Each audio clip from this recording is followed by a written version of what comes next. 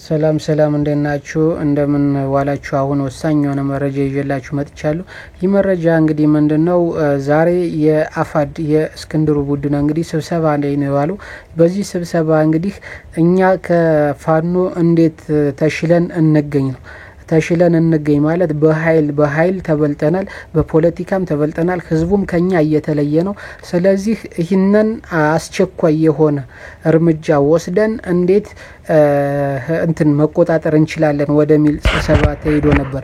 ስለዚህ በዚህ በወሰኑት ምክንያት እንግዲህ እስክንድር ያነሳው ብልጽግናን የሰው ኃይልና የመሳሪያ ድጋፍ እንደጠየቁና በአስቸኳይ ወደ ስራ ፋኖ አንድነቱን አጠናክሮ ወደ ስራ ሳይገባ ሸዋን መቆጣጠር እንዳለባቸው እናም በተደጋጋሚ ከመከላከያ የረጅም ርቀት መሳሪያ ይሰጠናል፣ እስከ ተኳሾች እስከ ሰው ኃይል ይሰጠናል፣ የበጀትና በድሮን ያግዙናል።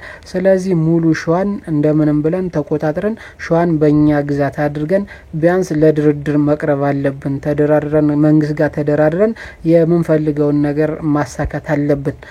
እዚህ ከኛ ይህንን ከመንግስት ጋር ከተደራደርነ በኋላ እንግዲህ ከስር ያለው ሰራዊት ወደ ስራችሁ ትሄዳላችሁ የሚል ነው እንግዲህ ዛሬም የደገመው ማለት ነው። ስለዚህ በዚህ የተቆጩት እንግዲህ አንዳንድ ፋኖች እስክንድርን ተችተውታል። መከተውም እስክንድር ይህንን አይነት አስተሳሰብ አሁን ስለተናገረ ከፋኖች ልትለያየኝ ነው፣ እኔም ብቻ ልታስቀረኝ ነውና እንደዚህ አይነት ንግግር ብታቆም ይሻላል የሚል ማስጠንቀቂያ አዘለ እንግዲህ ለእስክንድር ሰጥቶታል ማለት ነው። እስክንድር በዚህ ጋር ይቅርታ ጠይቋቸዋል ሁሎችም። እኔ ይህን ለማለት ፈልጌ ሳይሆን ፋኖ ማለት የሀገር ውለታ ነው፣ ፋኖ ማለት በነዛ አጭበርባሪዎች የሚታለል አይደለም የኛ ፋኖ ሚል አጭበርባሪዎች ያላቸው እንግዲህ እነ ምሬን እነ ደሳለኝን እነ ዘመነና እነ ሀብቴን ማለት ነው።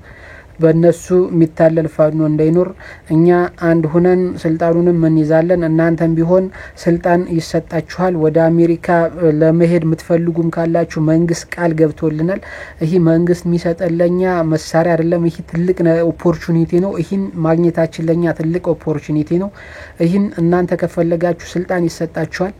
እስከ ወረዳ ድረስ አመራር መሆን ትችላላችሁ። መከላከያ ውስጥ ገብታችሁ ጀነራል የኮሎኔል ማዕረግ በተሎ ይሰጣችኋል፣ አመራር ትሆናላችሁ፣ ደህንነት መዋቅር ውስጥ ትገባላችሁ። ይህን ያልፈለገ ደግሞ ወደ ውጭ እንደምትሄዱ ተስማምተናል። ለኛ ብቻ ሳይሆን ለእናንተም ተስማምተናል። ስለዚህ የኛ ስራ አሁን ሙሉ በሙሉ ሸዋን ተቆጣጥረን ከመንግስት ጋር ድርድር ማድረግና እኛ የምንፈልገውን እኛም ወደ ስልጣን እንገባለን፣ የአማራን ህልውና እናስጠብቃለን። እናንተ ደግሞ ከፈለጋችሁ ወደ ራሳችሁ ወደ ቤታችሁ ትመለሳላችሁ፣ ካልፈለጋችሁ ስልጣን ይሰጣችሁ። አይ ይሄ ሁለቱንም አትፈልጉ ከሆነ ደግሞ ወደ ውጭ ተመቻችቶላችኋል እያለ ነው ሲሞላችሁ የነበር እያለ ነው ፕሮፓጋንዳ ሲሰራ የነበር ዛሬ እስክንድር ስብሰባው ላይ ማለት።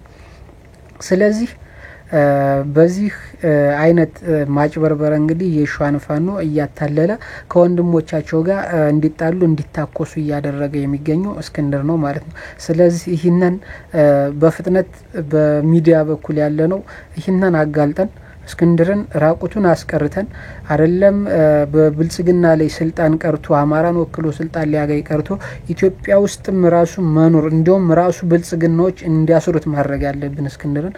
ስለዚህ ለዚህ ደግሞ አንድ ሁነን መተባበር አለብን እላለሁ። አመሰግናለሁ።